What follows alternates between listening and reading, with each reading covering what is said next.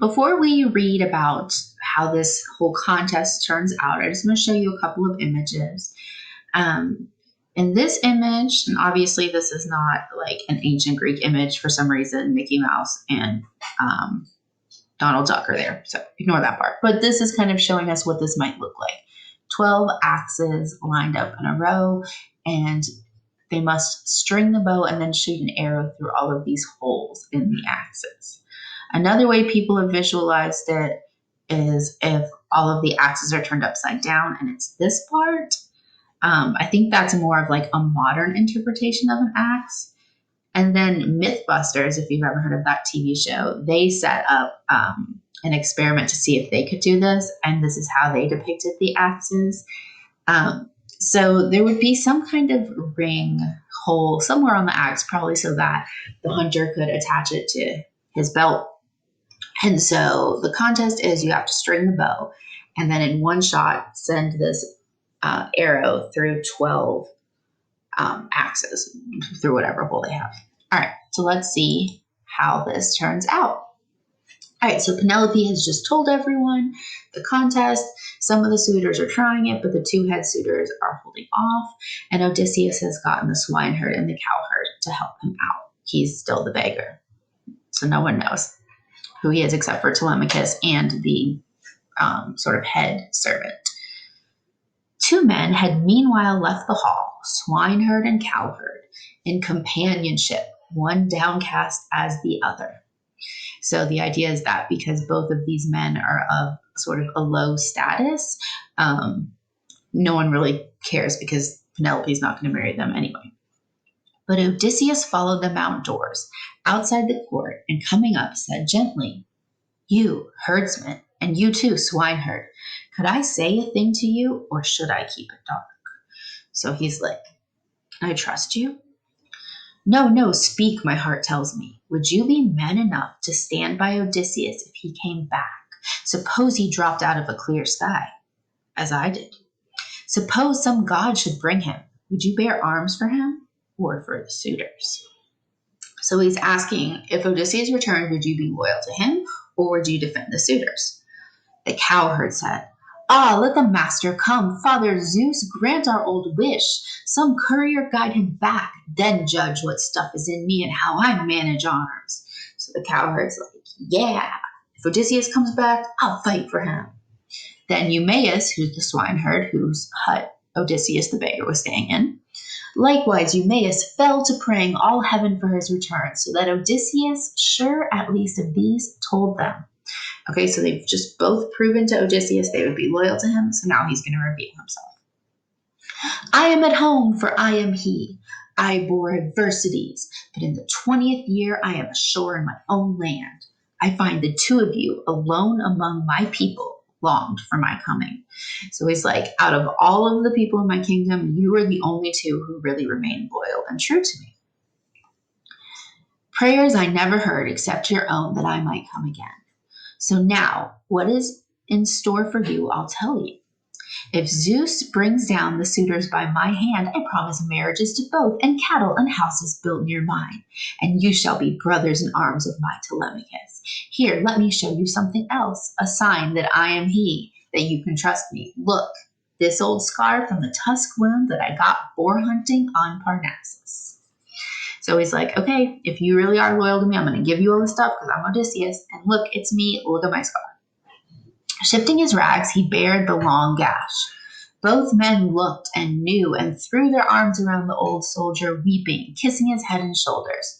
He as well took each man's head and hands to kiss, and then said, to cut it short, else they might weep till dark, "Break off, no more of this. Anyone at the door could see and tell them. Drift back in, but separately, at intervals, after me." So he's like, okay, we can't be too excited. People will figure it out. I'm going to go inside. You come in just kind of, sneakily. Just walk in like nothing's happening. And here's what you're going to do. When the time comes, those gentlemen, to a man, will be dead against giving me bow or quiver. So he's saying when he wants to compete, the men will not let him. Defy them. Eumaeus, bring the bow and put it in my hands there at the door.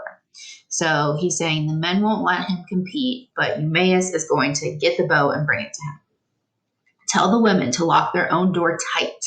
Tell them if someone hears the shock of arms or groans of men in hall or court, not one must show her face, but keep still at her weaving. Philodius, run to the outer gate and lock it. Throw the crossbar and lash it. So Eumaeus is going to bring Odysseus the bow. Philodius is going to lock the door. The women have to stay locked away. What do we think Odysseus is planning to do?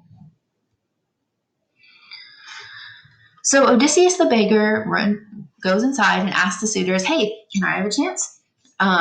They don't let him because they're all insecure and worried that, like, what if he could do it? They've already seen him beat up, that other guy.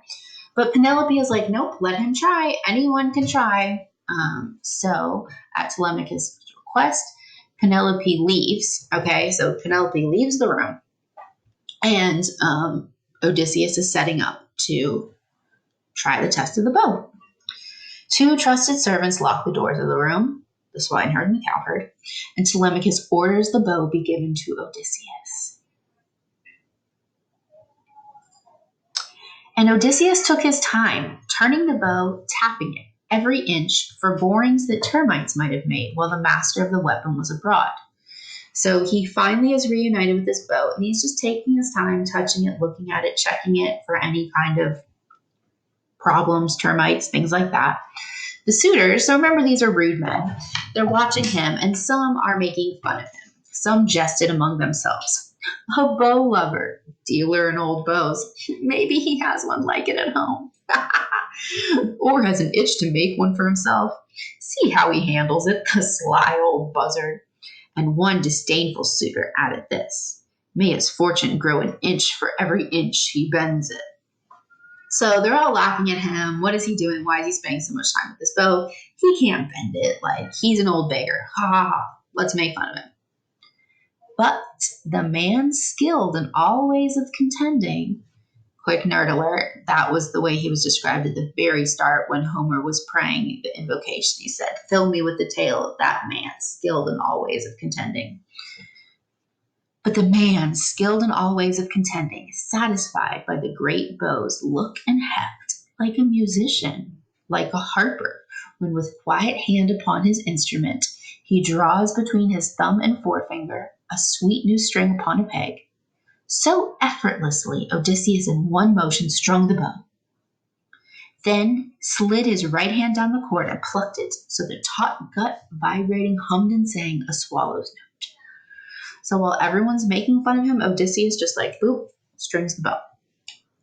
In the hushed hall, it smote the suitors. Smote means struck, affected them. So they're all just staring like, oh my God. In the hushed hall, it smote the suitors, and all their faces changed. Then Zeus thundered overhead, one loud crack for a sign. So if this wasn't enough that this strange old beggar just strung the bow, Zeus makes thunder happen. So it's a sign. Everyone knows. And Odysseus laughed within him that the son of crooked-minded Cronus had flung that omen down. He picked one ready arrow from his table where it lay bare. The rest were waiting still in the quiver for the young men's turn to come. He knocked it, let it rest across the hand grip, and drew the string and grooved butt of the arrow, aiming from where he sat upon the stool. Now flashed arrow from twanging bow clean as a whistle through every socket ring and grazed not one to thud with heavy brazen head beyond.